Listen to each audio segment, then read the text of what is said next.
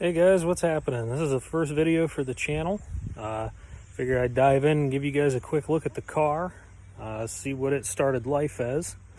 It's a 1970 Ford Maverick that come up from Texas, ended up here in Ohio, and someone before me had been crazy enough to put a Ford FE big block in it without taking the factory shock towers out. So it's still got factory shock towers, have been modified. The motor was in it. It's now sitting on the stand. I'll show you that in a bit. Right now, I'll show you guys what we're dealing with in the engine. All right, like I said, 1970 Ford Maverick. Like I said, it had an FE in it. This little motor here is just a little 289, factory 30 over. This is graciously on loan to me for the time being from my one friend that I actually bought the car off of. As you can see, it's been notched pretty good for when that FE was in here. This motor, like I said, is just temporary for the moment being. I do have another small block that will be going in its place here in the very near future. I do not want to rush the rebuild of the big block. But I mean, the car is pretty good for what it is. Like I said, it was pretty much found in a field, more or less. Things I've done to it besides putting the engine and the C4 transmission in it is I just made these door panels, painted the doors, did the dash, installed the 8-track player, which is amazing, the Pioneer TP900 Super Tuner. Really, other than that, this car is gutted, but I do drive it often. Did add the Grant steering wheel as well. But my car's very easy to spot if you see me out and about. Nothing else has these dual tail lights, nor that license plate. But it's a good little project. I'll take you guys and show you the motor. So this, right here, I've started some disassembly on it. This here is a Ford 352 FE big block, as far as I know.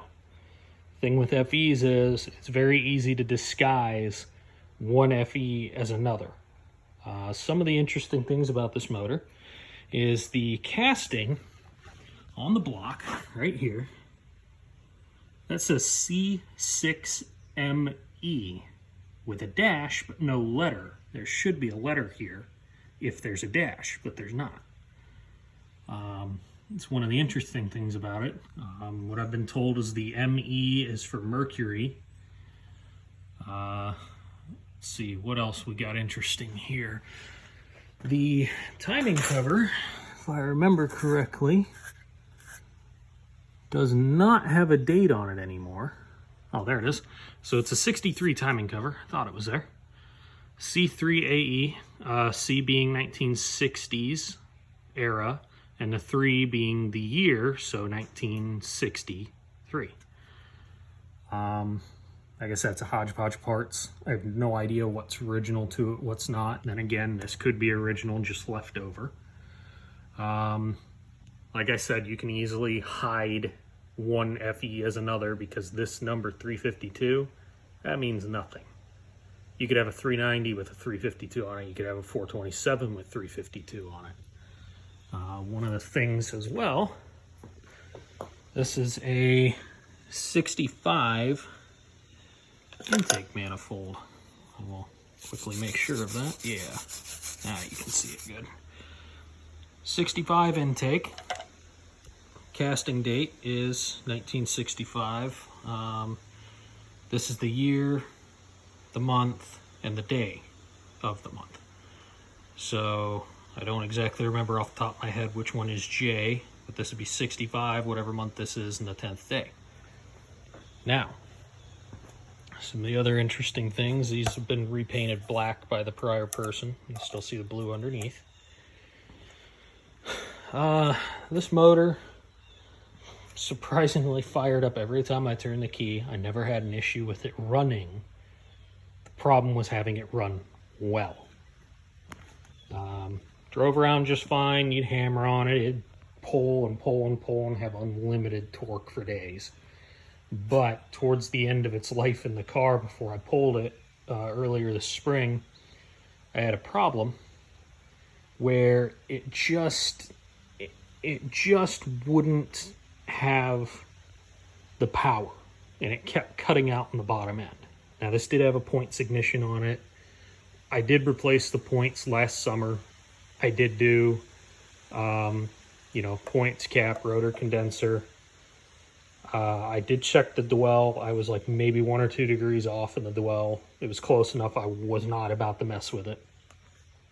I'm just attributing it running like that to potentially internal issues. I have no idea what the piston and ring seal is like in this thing. I have no idea what size motor this is, like I've said a couple times now.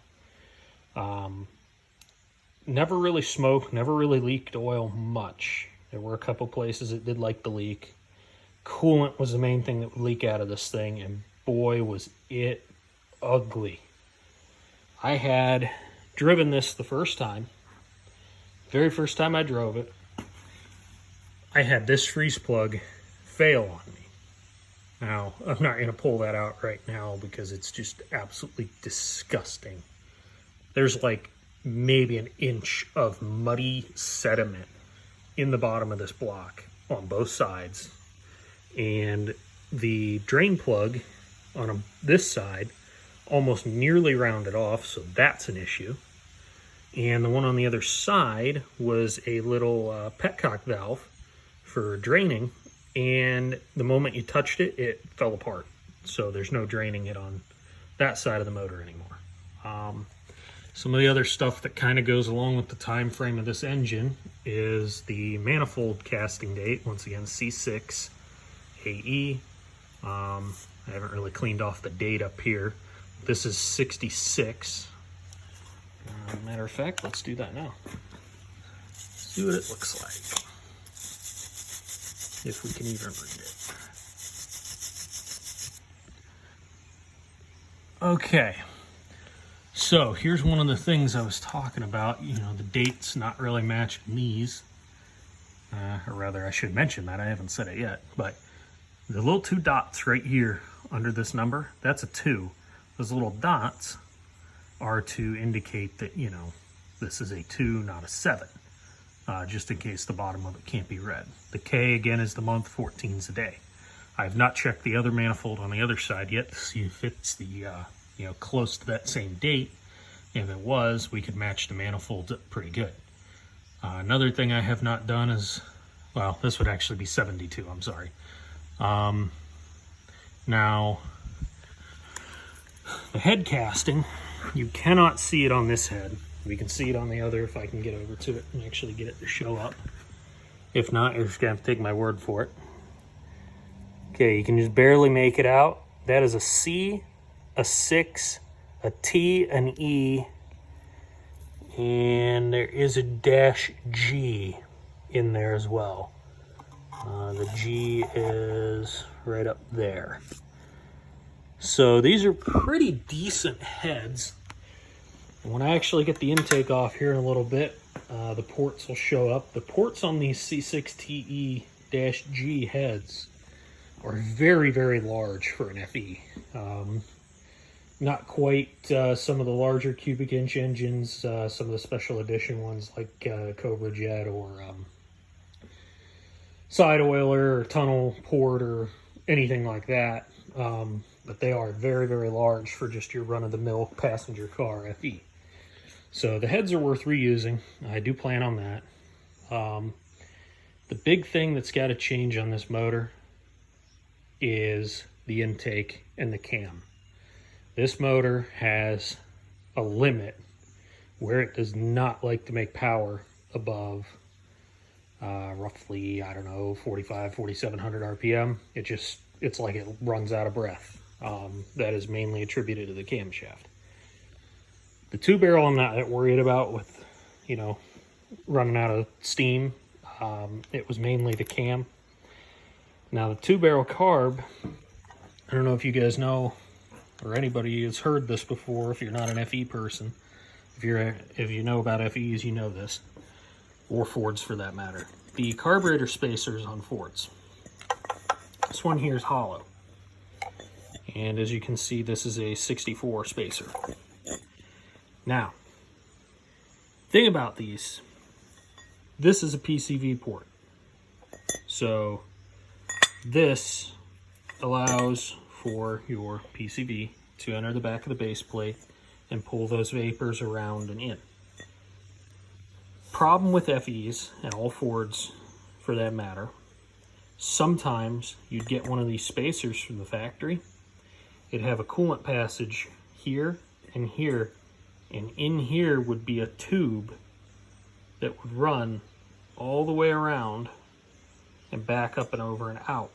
So what it would look like, I wish I had my old one to show you, is your heater hoses, one coming off the water pump would come up and it would go to your heater core, if I remember correctly, come out of the heater core into this, and then it would come through, it'd come in, around, up, come back out, and would come up and over to here.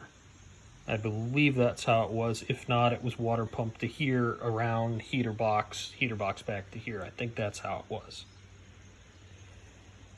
Great for in the winter. Keeps your carburetor warm and keeps it from icing up down here, which was the whole intent of it.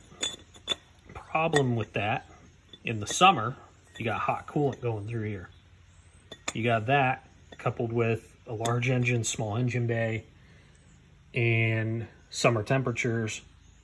That hot coolant running through here would boil the fuel in the carburetor and vapor lock the motor.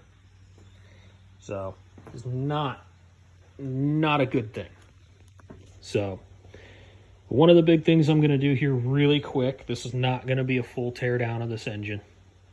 All I'm doing is taking the passenger side head off and possibly the intake. If I can get the head off without taking the intake off, that's great. Saves me a little bit of work. But I will get back with you guys shortly as soon as I get that head off. Alright guys, another quick little thing about FEs. Now that I've got the valve cover off and got the intake loose. One thing about FE motors, if you don't know about them.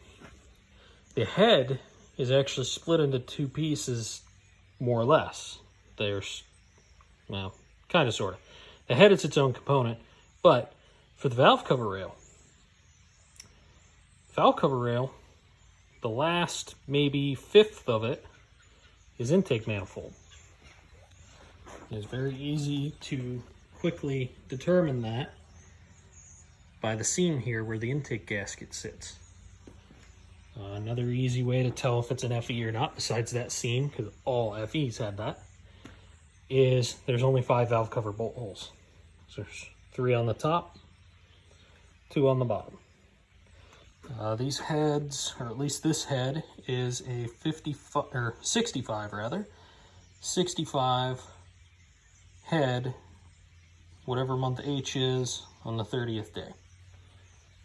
Now, as you can see, because top part of the head technically is the intake manifold, the push rods all go through the intake. So in order to change the intake manifold, unlike a small block or any of those, small block Chevy, small block Ford, you name it, instead of being able to do a quick and easy intake swap by pulling the intake bolts out, pulling the intake off, maybe the distributor as well, depending on which one it is. On this, you have to take all these rocker stands off. You have to take all the rocker stand bolts out, and you have to then remove it, pull all the push rods out of the intake on both sides, then you may lift the intake off. The only other way to get the cylinder head off without pulling the intake is what we're doing right now, which is the rocker stand still has to come off. Push rods don't. Push rods can stay, other than the ones that will ultimately fall.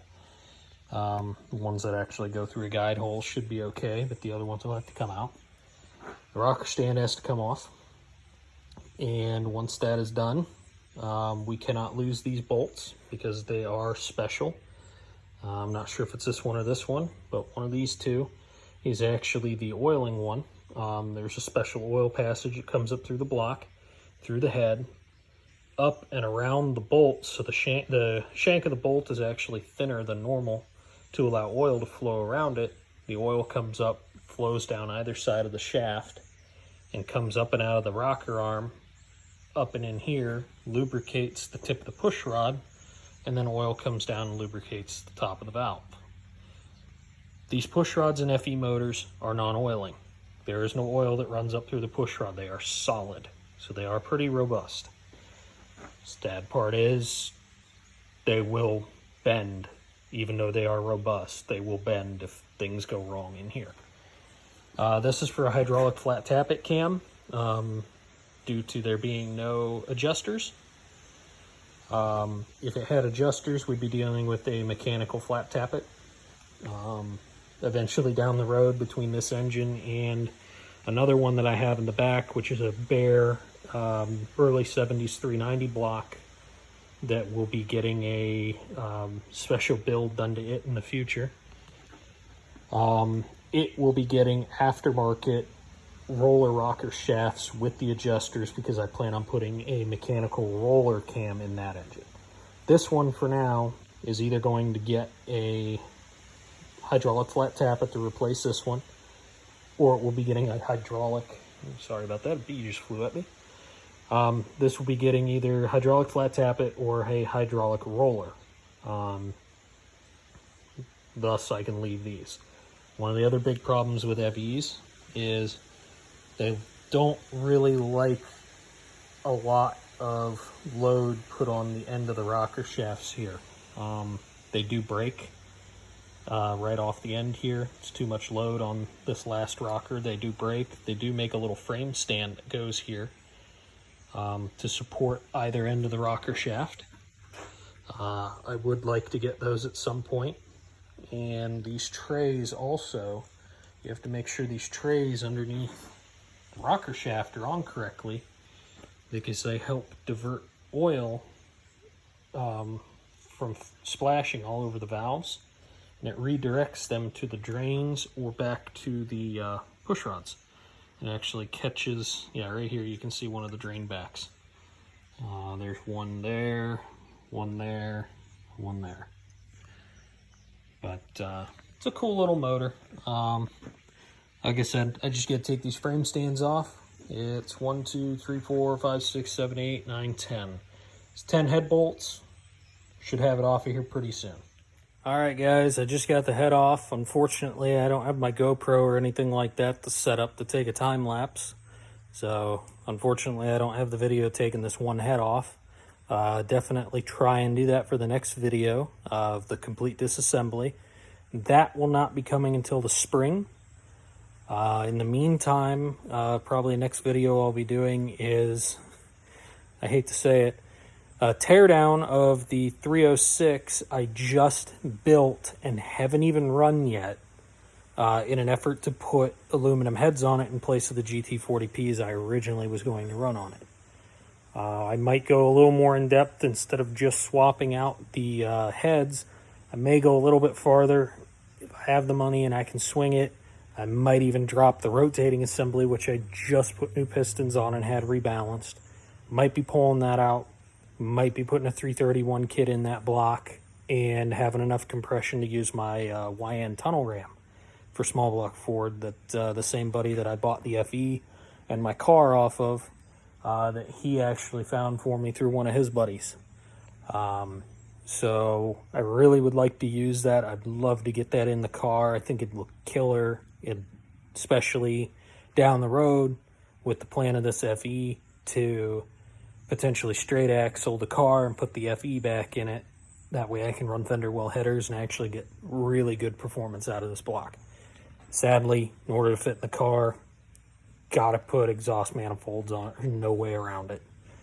But I'll cut it off here, pick back up here in just a second. I'll show you all the internals of what I took off as far as the valve train on that head, and what the inside of this block looks like so far, just underneath the one head. So, see you in a sec. Alright guys, picking back up here, swapping the camera around. So this is the valve train that came out of that head. As you can see, it came out really clean.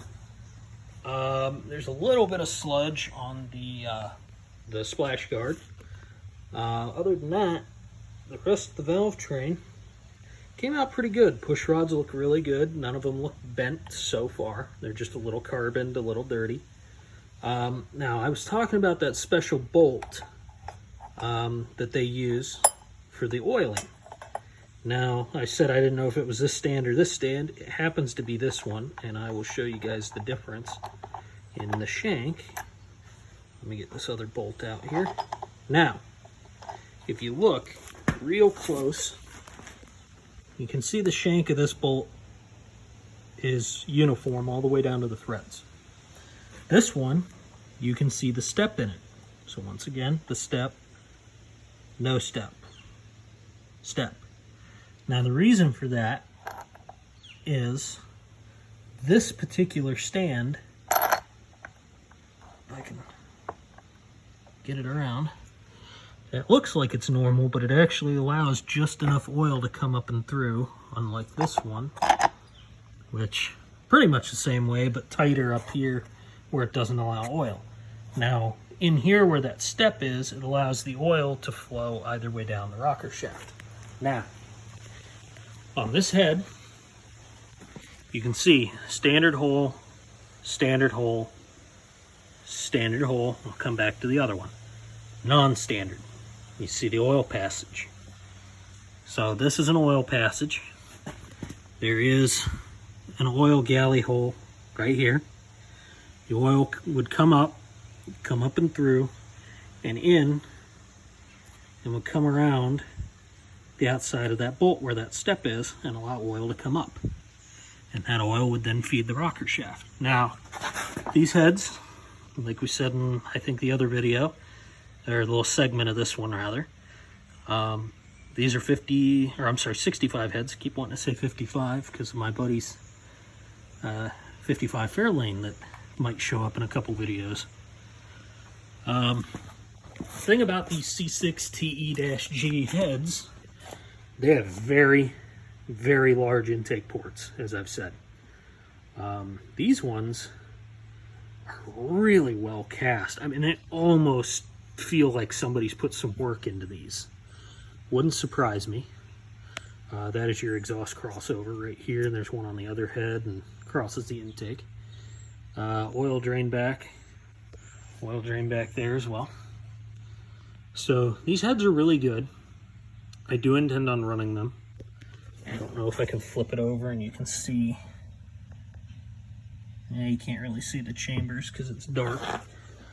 And I don't really want to flip the head over because it is heavy. Downside doing heavy heads. I think the intake manifolds alone weigh almost 80 pounds. The heads are probably another 40 or so a piece. Probably more than that, to be honest, since they're cast iron. Now, I do intend on cutting the spring seats a little bit bigger in order to fit the roller cam springs. We'll be changing the retainers and all that. But so far, everything on this motor is looking pretty good. I'll show you the block here. After pulling that head off, as you can see, very large intake ports as well. This is what I've been told. They were not really changed much from a 2-barrel to a 4-barrel other than recasting the carburetor base. Other than that, the runners, the ports pretty much stayed the same. Now, the weird thing that I found, I did measure the board as a 4-inch bore. Sadly, it is not a 4.05. These are completely flat pistons. Now, I haven't looked into it this much yet. I will be here researching this because I gotta find parts. I didn't know the 352s came with a totally flat piston. No valve reliefs in these whatsoever. The only little indicator of which way is forward is this little notch. I'm definitely going to have to scrub these off, figure out exactly what they are, factory or not. That one just had some gunk fall in it. Now, cylinder walls aren't too bad. I can't feel anything in them. There is a slight carbon ridge, but it's not a giant ridge. To be honest, I may even be able to get one of those little ridge reamers and clean this off if I even need to. It may clean off when I knock the piston out. I'll get this thing cleaned up. It won't happen until the spring, unfortunately. I'm about to toss the head back on this and get it all back together for the day. But hopefully I get moving on this thing. Got a couple other projects that are going to be happening to the Maverick in near foreseeable future. I got a ton of parts sitting here. I got disc brakes set for it off of a 76 Comet parts car that I had. My buddy Jordan, the one that helped me get this car, helped me get that car and helped me store it and tear it apart when we did this. I have the rear end out of this same Comet as well. That rear end will be a fun another project for that car. They both have 8 inches, this and that other car did. The 8-inch in this one is out of a Mustang 2. It was a 4-lug. It was converted to a 5-lug. Sadly, when they did that conversion, they had changed the bolt pattern. So instead of the standard Ford 5x4.5, this is now 5x4 3/4. So it is a Chevy pattern. This has 355 gears in it. It's an open diff. This tire gets tortured. In fact, I just swapped tires from side to side. So this one's a little more this one is getting tortured now. The other one's been tortured enough. The other rear end I have plans for. It's going to be a fun build. It's going to be receiving a Detroit Locker, or Eaton True Track rather, helical gear limited slip. So there will be no clutches in it to burn out. It'll all be helical gear driven. Very strong, very robust. And it'll be getting 411 gears. And I will be putting, these are a 255/70/15, or 225/70/15 rather, excuse me.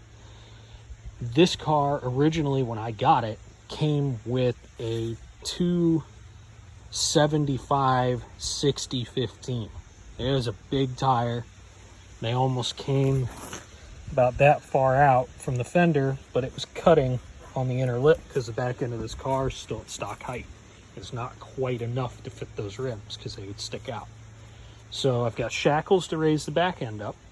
When we do that, the 275/60/15s, I'll be getting a Mickey Thompson ET Street. It'll be going on this for when I take it to the track and everything. Otherwise, I'll continue running these until they're bald, and then I'm going to get another set of tires for these rims and run these as my street tires. And I might eventually change these steels. These are original steel rims off of another, I think these are off of a 71 Mercury Comet. In fact, the same one this engine came out of that's on loan to me.